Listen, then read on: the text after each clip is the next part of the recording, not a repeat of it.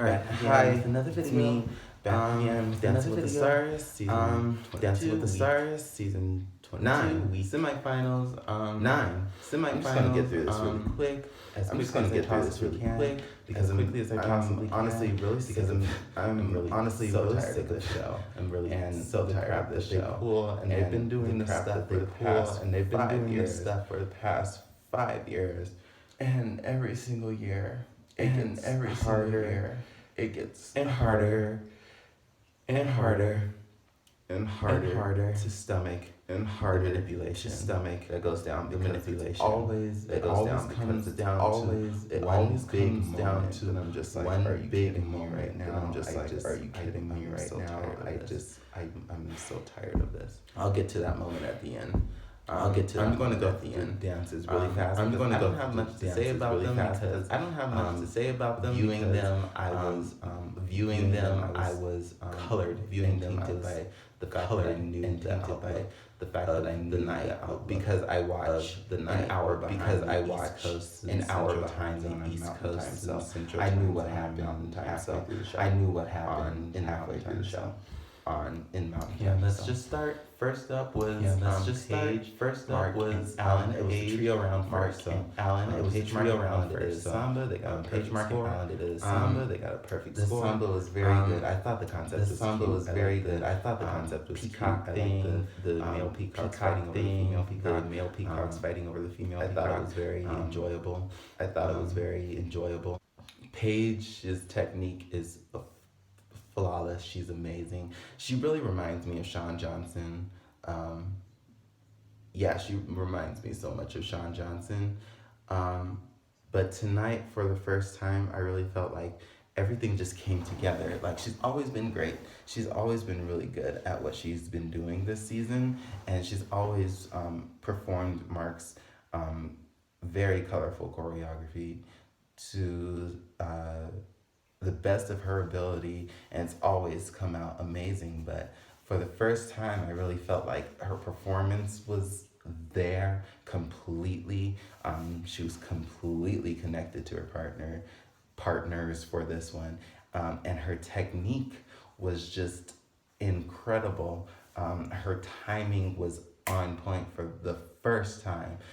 She really finally just settled right into the beat and really just became one with the song. And for the first time, like tonight, she's grown a lot, but tonight I just saw a totally different dancer performing out there. It was really good. She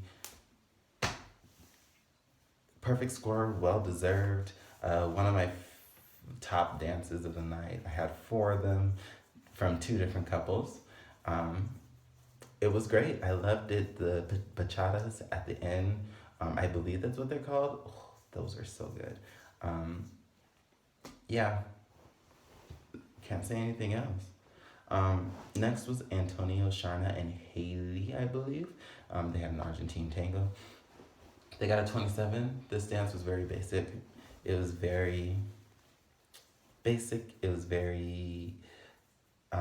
as people have said online and on Pure DWTS, as they've said online, and I do wholeheartedly agree with, it was very kindergarten-y. It was just so hard to watch that in week 9, because I'm sitting there and I'm watching it and I'm just like, he's so out of his league. Like, I would have rather had Jody or Kim or Vaughn here over him, because at least they would have given something more, more in line with what Ginger was giving us, who was more on his level, but she's still out of his league. But yeah, he's a good lifter, and his let me stop scratching. He got into the character of the dance better than he has in the past. But yeah, just his technique is just not very good. He wasn't very sharp. He wasn't very clean. It was very just stompy. It just wasn't very good. I mean, it was decent for him, but compared to where he should be at week 9, it's just whatever. Next, we had Wanye and Lindsay and Whitney. They had a paso doble. They got a perfect score. They're finally got a perfect score. Long overdue. They've been deserving that perfect score since Iconic Dance Night. Yeah. Um, and it was just amazing. This paso was amazing. I love the little details that they added in. The head snaps were incredible. Kind of the staging of the three of them and how they like came at us was it was incredible. The way he partnered both Lindsay and Whitney, his connection to both of them was equally great. His technique was great. His shaping and his posture was great. His just everything was just so good, and I was just in awe when I was watching it because it was my favorite dance of the night. Um, I just loved it. Even he was the leading man of the night. Um, that was that was a moment for me where I'm like, this is crazy if he doesn't make it to the finals. Like this would be insane. Sorry to use those words that are kind of ableist, but it's true. You know, I don't know how else to say it. So yeah. Next we had Niall and Peta. They had and Jenna. They had a jive. They got a 27. Niall messed up so much. He got off time quite a few times, more than twice, probably about 4 or 5 times. I saw maybe 3, 4, 5 times around there, and they were like big mess ups. He still managed to eke out a 27, which makes me so mad because Wanye had one thing where he messed up the timing last week for just a little bit, not even that long, and he got right back on and finished the performance well. And the performance was great up until that point. It was great after that point, and he got a 25, and Niall got a 27. You know, you start thinking about these things, and you really see, well, what is going on here for them to do that? Not saying that this agenda is for Niall, but I feel like they really had it in them that they just didn't want Wanye in the finals. Um, Personally, he shouldn't gotten higher than eights, but you know, whatever.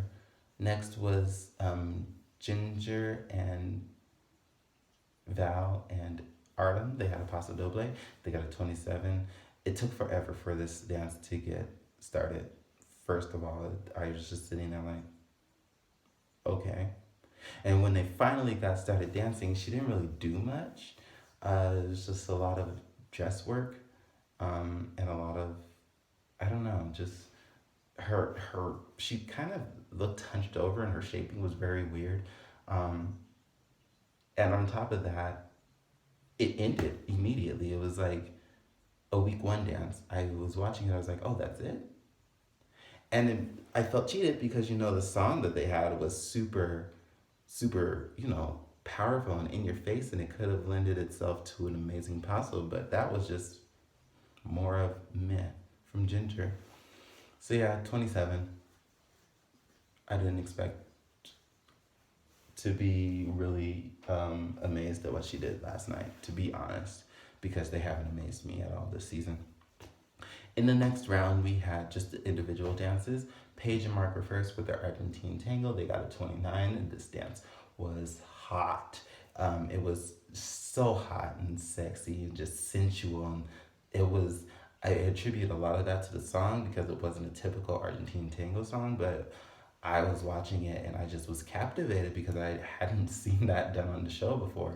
I was just watching it, the story that was being told, and just she was playing hard to get, and like it was just like the strip tease and the undressing, and I was just like, this is wild. And on top of that, the dancing itself was just amazing. The lifts were amazing. Their connection was great. Everything about it was incredible. I loved it. It should have been a perfect score. Lynn spoiled it because, you know, it was too hot and for his liking. But that doesn't take away from the fact that it was a good dance still. It was an amazing dance. They were in the zone last night. It was incredible. Next was Antonio and Sharna. They had a contemporary. I didn't really pay much attention to this dance because at this point, like, I was really still just fuming from the fact that I knew what was going to happen in like 45 minutes. Yeah. Um, he's a good lifter. Guess it was his best dance up to that point. They got a 28. Don't think it should have gotten a 10. Don't nines would have been good, but whatever. I at that point I didn't really care. Wanye and Lindsay were up next with a Charleston. They got a perfect score. This dance was incredible, amazing, so good. Very different from the Charlestons that I've seen on this show. It was a lot of modern things thrown into it. Some 90s moves, hip hop moves and stuff, which I really enjoyed. I was like, oh yeah, I like that. I like that a lot. But yeah, it was really good. I enjoyed it, and it's so, I hope that this show looked at that and were like, dang, we really screwed him over. We screwed that over to let somebody else who was way more boring, not as entertaining, get into the finals over that, over the two performances that he just did. I hope they feel stupid, because how else would you feel? It was everyone who watches the show looked at it as like, how did she get in over him? How? And I know it's because of the judges screwing with their scores, and making their scores so that they're overpraising and overscoring her, and then underscoring and really just he can making Wanye seem less than, and as a result, like, that stuff happens after a season of doing that to both of them. It happens. It happened to Nastia. It happened to Apollo in season 15. It happened to Charlie when they decided to make him the sacrificial lamb for Meryl, because it was going to be one of the other who won. They decided they wanted Meryl to win. It happened to Ralph. Ralph was the first person that happened to. So yeah. Next, it's so frustrating. And when you see dances done that are that great, you're just like, come on, why did you do this? You literally robbed us of an amazing finale because you wanted to have her in the finale over Wanye. You wanted Ginger in the finale over Wanye. You got your wish, you got her in the finale. Now how many of your fans have you made angry? How many people do you think are going to stop watching your show because of this? Because people are getting so tired of it. I'm just going to go through this really quick. Niall and Peter were next with an Argentine tango.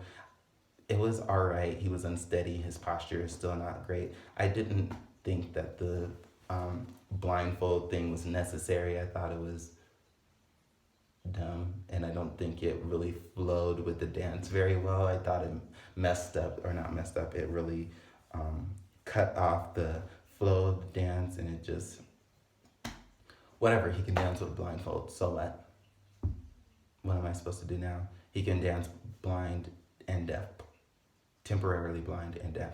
Okay, now what? He's great at what he does, but show me more by fixing his posture and finding a way to get those balance issues under control. Because yes, I know a lot of your balance has to do with being deaf, or not being deaf, being able to hear, but you gotta be able to fix that somehow, some way. Just get him to get grounded and, really just be sturdy, And then finally we had Ginger and Val do a quick step. They got a 29. Honestly, this dance, I first of all, I was flipping between the game and the show, so I missed half of the dance. I come back to it. Within the last half of the dance, I saw two big mistakes that I'm like, these are blatant. The one that Carrie Ann said, and then there was another one where she missed a step. It was pretty huge, and she still got 10s. She got a 29. Anyway, Antonio Wanye went home. I already talked about how I felt that should have gone. Ginger and Antonio should have gone home. That's it. I'll talk to y'all later. Bye.